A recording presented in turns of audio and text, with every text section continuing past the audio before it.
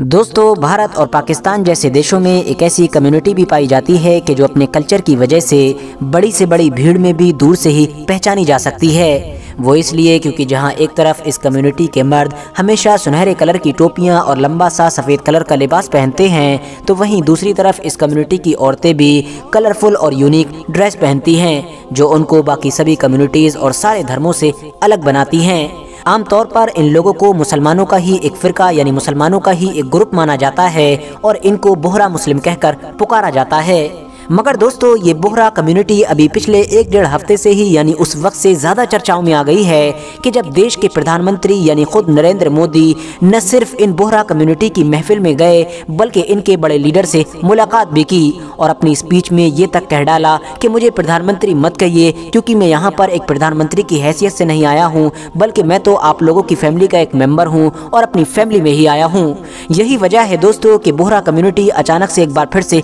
चर्चाओं में आ गई थी, क्योंकि आमतौर पर बीजेपी और मुसलमानों को राजनीतिक सोच में एक दूसरे का ऑपोजिट माना जाता है और ऐसा बहुत कम ही देखा गया है कि इन दोनों के आपस में राजनीतिक मामले में सुर मिल रहे हों। यही वजह थी कि हर कोई हैरान था कि आखिर ये बोहरा मुस्लिम कौन हैं कि जिनके यहाँ पर न सिर्फ नरेंद्र मोदी गए बल्कि ऐसी बातें तक कर डाली। आखिर ये लोग दूसरे मुसलमानों से कैसे अलग हैं और इन लोगों का इतिहास क्या है। सबसे पहले तो हम लोगों के लिए ये जान लेना ज़रूरी है कि दरअसल ये जो बोहरा वर्ड है ये गुजराती ज़बान के एक वर्ड व्यवहार से लिया गया है, जिसका मतलब होता है ट्रेड यानी कि व्यापार। अब क्योंकि इस कम्युनिटी के ज़्यादातर लोग न सिर्फ अब बल्कि इतिहास में भी हमेशा से ही बड़े बड़े व्यापारी यानी कि बिजनेसमैन रहे हैं, यही वजह है कि इन लोगों को बोहरा या फिर बोहरी कम्युनिटी का नाम दिया गया है। आज के दौर में गुजरात, मुंबई, मालवा, राजपुताना के साथ साथ कराची में भी इन लोगों की एक बड़ी आबादी मौजूद है, जहां पर इन लोगों के बड़े बड़े जमात खाने यानी कि इबादत गाहें भी मौजूद हैं। बात कर लें अगर टोटल आबादी की तो 2021 के मुताबिक पूरी दुनिया में इन लोगों की लगभग 20 लाख के करीब आबादी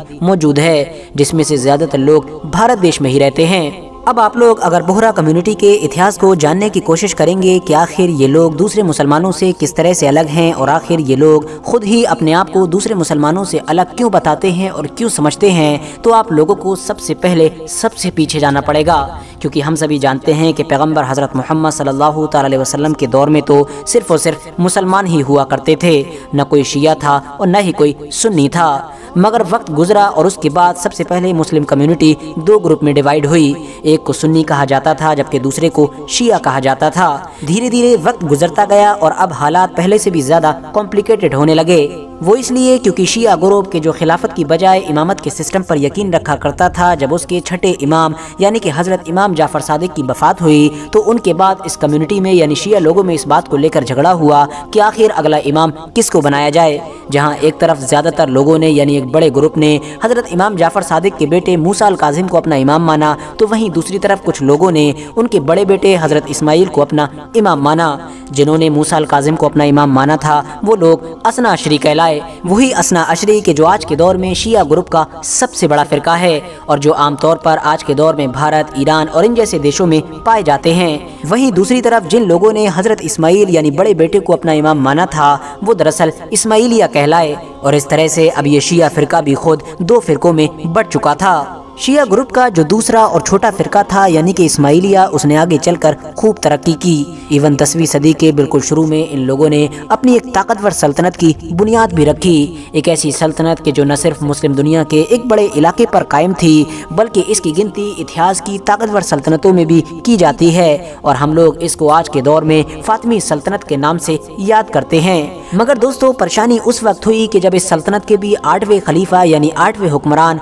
के जिसका नाम अल मुंतसिर बिल्ला था उनकी वफ़ात हुई, क्योंकि 1094 में जैसे ही इनकी वफ़ात हुई फ़ौरन इनके 2 शहजादे जिनमें से एक का नाम मुस्ताली था जबकि दूसरे का नाम नज़्ज़ार था, इन दोनों के बीच हुकूमत को लेकर जंग शुरू हो गई और इस जंग में आखिरकार मुस्ताली की जीत हुई। मुस्ताली ने जीतते ही अपने भाई यानी कि दूसरे शहजादे नज़्ज़ार को दीवार में जिंदा चुनवा दिया। मगर दोस्तों, जिस वक्त तक नज़्ज़ार की मौत हुई थी उस वक्त तक नज़्ज़ार नाम के ये शहजादे भी अपने फॉलोअर्स यानी अपने मानने वालों की एक बड़ी टीम इकट्ठा करने में कामयाब हो चुके थे। आगे चलकर इनके मानने वाले लोगों को ही यानी इनके फॉलोअर्स को ही आगा खानियों के नाम से जाना गया। वही आगा खानी फ़िरका यानी वही आगा खानी कम्युनिटी के जो आज के दौर में भी हमारी इस दुनिया में बड़ी तादाद में मौजूद हैं। जबकि दूसरी तरफ गद्दी पर बैठने वाले शहजादे यानी मुस्ताली की भी 26 से 28 साल की उम्र में ही जहर दिए जाने की वजह से वफात हो गई थी। मुस्ताली की वफात के बाद अल अम्र नाम के उनके बेटे को गद्दी पर बैठाया गया था,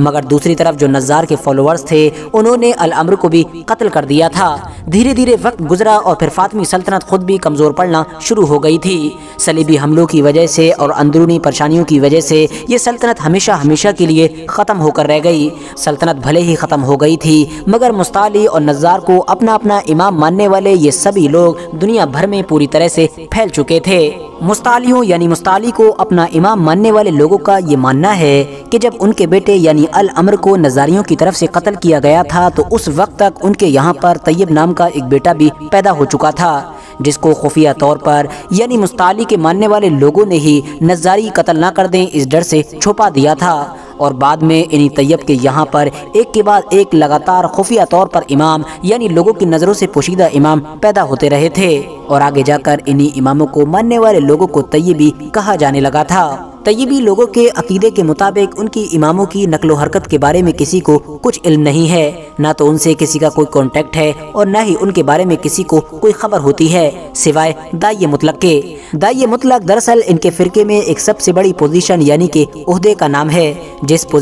ओहदे पर हर दौर में ये लोग एक इंसान को बैठाते हैं, वही इन लोगों का लीडर और रहनुमा माना जाता है। इनमें से बहुत सारे लोगों का ये भी मानना है कि ये जो इनके दाई मुतलक होते हैं ये ख़तों के ज़रिए से हमारे जो खुफिया इमाम हैं यानी कि पोशीदा इमाम उनसे कांटेक्ट में भी रहते हैं और वो जो पोशीदा इमाम होते हैं वह अंदरूनी तौर पर इन दाई मुतलक की मदद भी करते हैं। RH नेटवर्क के नॉलेजेबल फ्रेंड्स, धीरे धीरे वक्त गुजरता गया और अगली लगभग 5 सदियों तक ये फ़िरका तैयबी फ़िरके के नाम से ही जाना जाता था और इसको मानने वाले लोग यमन, हिंदुस्तान और अफ्रीका के साथ साथ दुनिया के कई अलग अलग इलाकों में फैल चुके थे। मगर दोस्तों, तैयबी नाम के इस फ़िरके में और भी ज़्यादा डिवीज़न यानी और भी ज़्यादा बंटवारा उस वक्त हो गया कि जब 1591 में इन लोगों के 26वें दाई मुतलक के जिनका नाम दाऊद बिन अजब शाह था उनकी वफ़ात हुई, क्योंकि उनकी वफ़ात के बाद भारत में ही उनके जो जानशीन थे जिनका नाम सैयदना दाऊद बिन कुतुब शाह था उन्होंने 27वें दाई मुतलक की हैसियत से गद्दी संभाली। मगर दोस्तों, उसी दौर में तैयबियों के ही एक दूसरे दाई जो यमन में रहा करते थे जिनका नाम सुलेमान बिन हसन था, उन्होंने इस फैसले से इख्तिलाफ किया और उन्होंने ये दावा किया कि जो 26वें दाई मुतलक थे यानी दाऊद बिन अजब शाह उनका असली जानशीन मैं हूँ और इस तरह से 27वें दाई मुतलक की हैसियत उन्होंने भी संभाल ली। इवन यमन और उसके आसपास के इलाके में जितने भी तैयबी फ़िरके के लोग रहा करते थे उन्होंने इस बात पर उनकी हामी भी भर दी और इस तरह से अब इस कम्युनिटी में एक साथ 2 दाई मुतलक बनने की वजह से ये कम्युनिटी भी 2 हिस्सों में टूट कर रह गई। जो लोग यमन के इलाके में रहा करते थे उनको सुलेमानी बोहरा का नाम दिया गया, जबकि जो भारत वाले इलाके में थे और भारत के ही बुजुर्ग को उन्होंने अपना दाई मुतलक माना था उनको आज दाऊदी बोहरा के नाम से जाना जाता है। आज के दौर में यमन की बोहरा कम्युनिटी और हिंदुस्तान की बोहरा कम्युनिटी आपस में काफ़ी अलग हो चुके हैं। इनके निज़ाम, इनके सिस्टम, इनका कल्चर सब कुछ अलग नज़र आता है। फिलहाल दोस्तों, अब तो हालात ऐसे हैं कि हिंदुस्तान में जो दाऊदी बोहरा कम्युनिटी है उसमें खुद भी कई फ़िरके बन चुके हैं, जैसा कि अलबी बोहरा, कुतबी बोहरा और हैबती बोहरा वगैरह। इनमें आपस में इतना ज़्यादा इख्तिलाफ पाया जाता है कि ये एक दूसरे के यहाँ पर शादियाँ तक नहीं करते हैं। इसके अलावा दोस्तों, जैसा कि मैंने आपको पहले ही बताया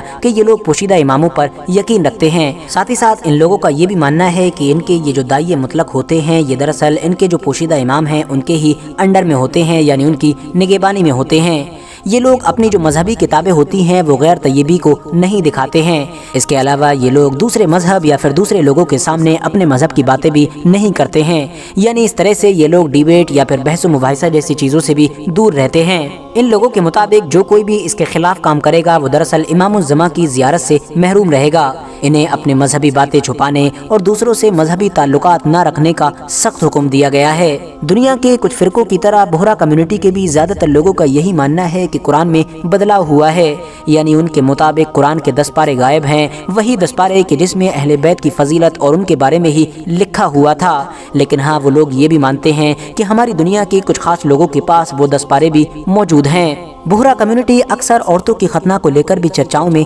आती रहती है। आज के दौर में जहां एक तरफ बोहरा कम्युनिटी के कुछ लोग इस चीज़ के पूरी तरह से खिलाफ हैं, तो वहीं कुछ लोग आज भी इसको ट्रेडिशनली सपोर्ट करते हैं। हिस्टोरिकली और ट्रेडिशनली अगर देखा जाए तो बोहरा कम्युनिटी में 5 से 9 साल की बच्चियों का खतना किया जाता था, या फिर हो सकता है अभी भी कुछ इलाकों में खतना किया जाता हो। ये काम एक ऐसी बूढ़ी औरत के जिम्मे होता है कि जो बूढ़ी औरत मक्का मदीना के साथ साथ करबला की भी जियारत करके आई हो, और ख़ास तौर से हुजूर सल्लल्लाहु अलैहि वसल्लम की शहजादी यानी हज़रत बीबी फातिमा रदियल्लाहु तआला अन्हा की कब्र को बोसा देकर आई हो। हालांकि दोस्तों, ये भी गौर करने वाली बात है कि बोहरा कम्युनिटी के ज़्यादातर लोग न सिर्फ इतिहास में ही बल्कि आज भी सक्सेसफुल बिजनेसमैन होते हैं। इन लोगों के अंदर व्यापार यानी बिजनेस से रिलेटेड जो गट्स, जो खूबियाँ पाई जाती हैं, वो भारत की दूसरी कम्युनिटीज़ में शायद ही नज़र आती हैं। यही वजह है कि इनका नाम व्यापार के मामले में भारत की टॉप कम्युनिटीज़ के साथ लिया जाता है। ये लोग बिजनेस के साथ साथ पढ़ाई लिखाई में भी काफ़ी आगे हैं। ख़ास तौर से हिंदुस्तान में मुसलमानों के जितने अलग अलग ग्रुप पाए जाते हैं,